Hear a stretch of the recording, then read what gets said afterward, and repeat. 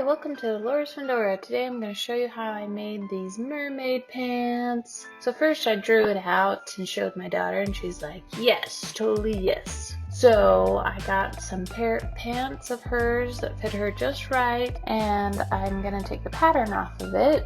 And so I got about 1.5 yards of this material, put the pants on it, and cut about 1/2 inch larger than the pant size to account for the seams and stuff like that. Cut out 2 pieces of the exact same side sort of thing, and this will be the left and the right, and making sure that the scales go the same direction. Then I place them together like so, and I sew this U part together, and that will sew the 2 pairs of left and right together sort of thing. Then after that I figured out the shape of fin I wanted with the paper, and I kind of eyed it with the pants, making sure it was just the shape I wanted. Made a copy of it by cutting out another piece of paper, and then this is going to be the pattern for my fin. And I also cut out some foam pieces to make it stiff.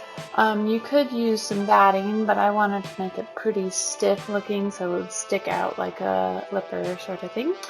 And then you're going to take this paper pattern and place it on the fabric right sides together, of course, and sew 1/4 inch all the way around except for the straight part. That's where you're going to turn it right sides out. Then you're going to place the foam into the thin parts, this fabric thin part, and you're going to pin it to the sides of the pants where you want it. Of course, you want to put the pants right sides together and place the fins so that they are parallel with each other, that they're at the same height. Pin them together and sew that down. And then you're going to repeat for the other leg.